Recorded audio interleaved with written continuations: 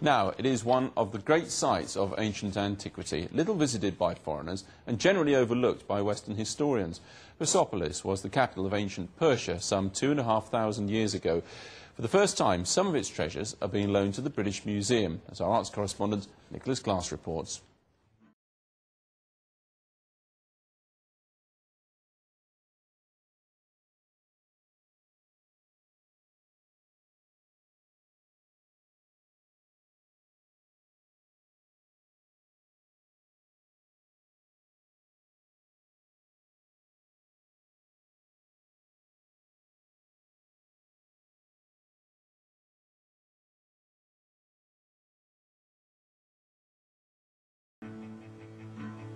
The ancient Persian capital of Persepolis, and on a sweltering public holiday swarming with young Iranians, there's a curiosity in Iran about their pre-Islamic history.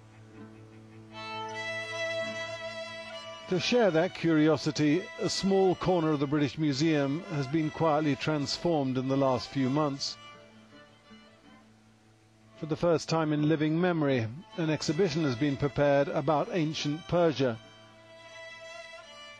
It's called Forgotten Empire, and for many Western eyes it will come as something of a revelation. The gold will entrance, as it always does, but more significantly, what this exhibition sets out to do is to lift the Persians from historical obscurity. Some 500 years before Christ, theirs was the first empire to rule the world, from Greece and Egypt in the west to India and China in the east.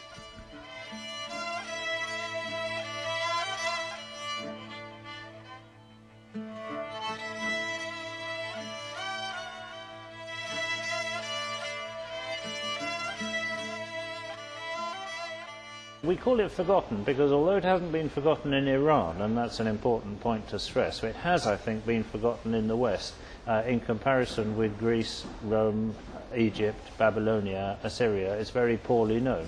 Why? And, well, it's a very good question. I think partly because of the fairly hostile press that Iran or ancient Persia has received over the centuries. We see Persia largely through the eyes of Greek historians. And Greece was at war with Persia, so their accounts on the whole are not very complimentary. John Curtis was our guide in Persepolis earlier this year. To negotiate loans for this exhibition, he's been to Iran 4 times. Ultimately, the Iranians have been very generous. The almost life-size stone dog, a prize exhibit in the National Museum in Tehran, has come to London, along with some 80 other objects. Gold and silver is kept in the vault in Tehran and is seldom exhibited. They don't have adequate security. But the gold bowl we were shown there is now in a packed glass case at the British Museum. And so too a spectacular gold dagger, its hilt decorated with lions' heads. Strangely enough, one of the most impressive things in this exhibition isn't for real. It's a plaster cast. It's one of the friezes from Persepolis, and it was made by a British Museum expedition in 1892. 113 lucky years later, it's finally been brought out of storage for exhibition. Here's the plaster cast, dramatically lit. And here's the original frieze at Persepolis. John Curtis maintains it's lost much of its definition through erosion over the last century.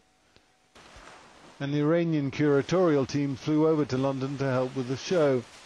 Here a bronze stand from Persepolis, made up of 3 lions, is unpacked. It may well have been used for incense burning. We spoke to the chief curator before she left Tehran. Like John Curtis, she studied the ancient Persians for 30 years. For me, because it's a long time that I'm working, and then when I see that everybody is interested in this, I feel really satisfied. I'm satisfied with that. What do you think about lending to the British Museum particularly? Well, British Museum is one of the museums that we have a long relation with. So I feel happy. That's very nice. This is very nice. A few objects were too heavy or too precious to loan. To be blunt, those that have travelled look better exhibited here. Control lighting rather than daylight. For the British Museum there was one last-minute anxiety. the surprise election in June of a new president allegedly unsympathetic to the West. They were very, very enthusiastic and welcoming and cooperative. The only hitch was more recently with the elections and the change of government. Okay, so was there a moment when you thought, well, after all this trouble, we're not going to get it? There certainly was, yes. We were worried that for a time the exhibition wouldn't happen and that we wouldn't receive any objects from Tehran, but happily that wasn't the case.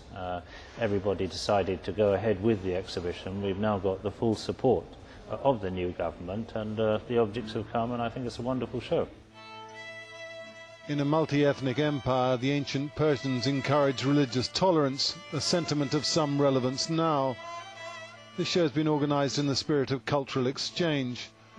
This is the tomb of Cyrus the Great, founder of the Persian Empire. The British Museum owns the Cyrus cylinder, an object much revered in Iran. The Babylonian text refers to the ruler's religious tolerance. The plan is to loan the cylinder to the Iranians.